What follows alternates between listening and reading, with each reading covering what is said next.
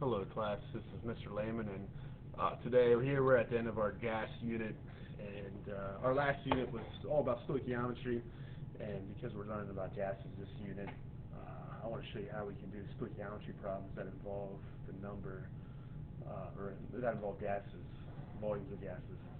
Alright, so far in this unit we learned that there's two different ways to calculate the number of moles of a gas if you know the volume of the gas. So if we're at STP conditions, right, standard temperature, standard pressure, 273 Kelvin, and 1 atm of pressure, then little n, remember little n is number of moles of gas or anything, right? So little n represents number of moles. So the number of moles of a gas is equal to the volume of the gas divided by 22.4 liters. Well, how do we get that?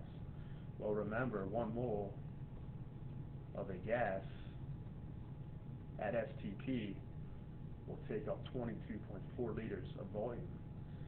So if you want to find the number of moles of gas, you take how big your container of gas is. Let's say you got a balloon, and the balloon is 90 liters in size. You would divide it by 22.4 liters per mole, and that would tell you how many moles you have. Alright, so if you're at STP, take the volume you have divided by 22.4 liters per mole, and you can find moles. Well, what happens if you're not at STP? If you're not at STP, then you got to plug in your numbers into the ideal gas law. You got to use PV is equal to nRT and solve for little n. So if you know the pressure, know the volume, know the temperature, you can solve for number of moles of gas. Alright, so remember stoichiometry, here's our flow chart that we've been using. Last unit, I didn't have the bottom here. Last unit, I basically gave you all this flow chart here. And we worked through number of particles and mass to figure out, the stoichiometry problems. But now, volume of gas, if you know the volume of gas, we can convert that into moles, and we can use that to solve stoichiometry problems.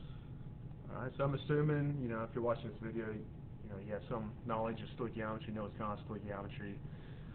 For my students, this is what we're working with here. So I got in our notes here, if you're one of my students, I have 2 stoichiometry problems. I want to show you how we can incorporate gases into our stoichiometry problems. First one's at STP, and the second problem is not at STP. Alright, so we're using the equation for burning propane. This is an equation I use a lot, right? Just so we're familiar with it. We've all lit up our propane grills at home and cooked some hamburgers, so this is the recipe for using propane. Alright, so let's make sure we got to balance our equation, right? Every time you have a chemical reaction, chemical equation, you're doing stoichiometry, you have to make sure it's balanced. So 1, 5, 3, 4 is how I balance that. And so I'm going to label what I know. So I read the question. I got 70, I'm not sure what happened there. I got 72 liters of propane gas. Propane is C3H8. So 72 liters of gas. And if I'm outside, there's plenty of oxygen, so I'm going to write excess oxygen. So that means it's not a limiting reactant problem. I don't have to worry about it running out. So basically that means I can ignore this. This is my excess reactant. And it wants to know how many grams of carbon dioxide gas would I put into the atmosphere. And once again, I'm at STP. So I'm starting out with volume of my gas, and I want to end up with mass of my product. And there's no mention of water, so we don't have to worry about that. So let's look at the flow chart and let's map this out. So I got 72 liters. So I'm starting here on my flow chart. Left side is my known, 72 liters of my propane. And what I'm going to do is I'm going to convert that into moles.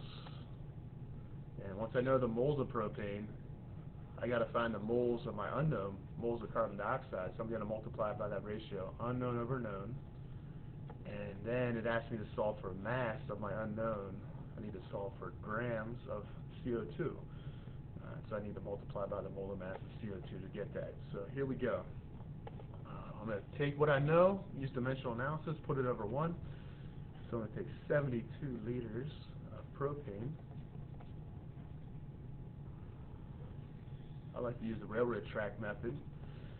Alright, I need to convert this into moles, and I'm going to use, because I'm at STP, right, I can take the volume of gas and divide it by 22.4 liters, because 1 mole of gas takes up 22.4 liters of volume.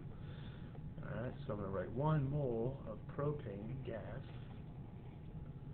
has a volume of 22.4 liters at STP. And check units, right? Liters cancel. Right? I'm in my new units, I'm in moles. So now I want to multiply by the mole ratio. The mole ratio, my unknown, what I'm solving for, has a 3 in front of it. So there's 3 moles of CO2 for every 1 of my known, for every 1 of my propane. So I'm going to write the unknown, what I'm converting into on top, 3 moles of carbon dioxide, are produced for every 1 mole of propane. So it's a 3-to-1 ratio. And I should be able to cancel units, but also I like to label the chemical formula, right? So moles of propane. If I flip-flop this, I wouldn't be able to cancel out propane. I would be stuck with propane squared. I wouldn't want that. So that's a way to catch my mistake if I accidentally flip-flop my conversion factor. Last step, I need to convert into grams of CO2. And so if you look back at the flow chart, right, to go from moles of CO2 to mass grams of CO2, I'm going to multiply by the molar mass of CO2 and the molar mass of carbon dioxide. 12.01 for carbon plus 2 oxygens is 16 each. That's 32 plus 12.01. That's 44.01 grams of carbon dioxide per 1 mole of carbon dioxide. So I'm going to cancel out units. Moles of CO2 cancel, leave me with grams of CO2. That's beautiful. That's what I want to see. And now since me and my calculator says 72 divided by 22.4 times 3 times 44.01, and I get 424 grams. If I round it to 3 sig figs, I'll get 424 grams of CO2. Alright, so that's how we can do it at STP. Alright, let's look at example problem number 2. If we're not at STP, here's my problem. I got 150 grams of propane. I'm going to burn it. So if you need a chance to write this equation down to balance it, just pause the video. 150 grams of propane, I'm burning it. It says I have plenty excess oxygen, so I don't have to worry about it running out. And my job this time is to figure out the volume of CO2. I want to figure out how many liters of carbon dioxide gas I can produce by burning 150 grams of propane completely. So I like to draw an arrow connecting like, hey, this is my known chemical, this is what I'm starting with, and this is my unknown chemical, this is what I'm trying to find out. And if I look at my flow chart, let's map it out. I'm starting with 150 grams of propane, my known chemical. I'm going to divide by the molar mass. That'll give me moles of propane. I then want to convert that into moles of my unknown, moles of CO2. So to do that, I'm going to multiply by that ratio, the mole ratio, unknown over known. And then my final step is I want to convert into volume, how many liters of CO2. So I'll do that, but I'll have to use this PV is equal to nRT, so I'll show you how to do that. Alright, so dimensional analysis. Take what you know, 150 grams of propane, put it over 1 to start off the problem. I like to label everything with units, chemical formulas, help me catch my mistakes. And I'm going to, once again, to go from mass to moles, I'm going to divide by the molar mass. So 1 mole of propane, C3H8. Carbon is 12.01 each. There's 3 of them, so you triple that. Hydrogen is 1.01 each. There's 8 of them, so multiply that by 8, add them together, and you get 44.11 grams of propane per mole of propane. Check, can you cancel units? Yeah, I get grams of propane canceling. I'm in moles of propane. That's beautiful, perfect. And now I'm going to multiply by the mole ratio. Alright, so look in here. Just like the last problem, it's the same setup. So the unknown is still CO2. So based on my balanced chemical equation, 3 moles of carbon dioxide gas are produced for burning 1 mole of propane. So I'm going to multiply it by a 3-to-1 ratio. There we go. And check, can I cancel units? Yeah, I can cancel out of moles of propane. So I'm out of moles of propane, my new units, so I'm now in moles of CO2.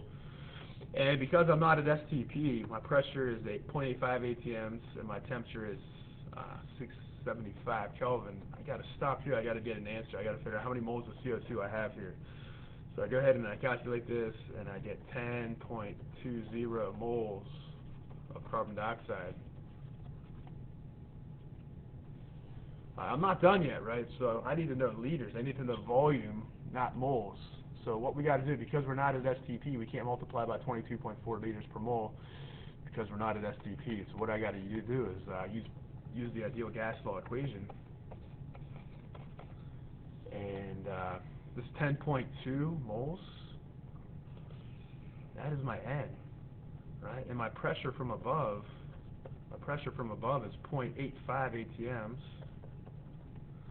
My temperature from above in the problem is 675 Kelvin, and then because I'm using atms of pressure, my R value is 0.0821.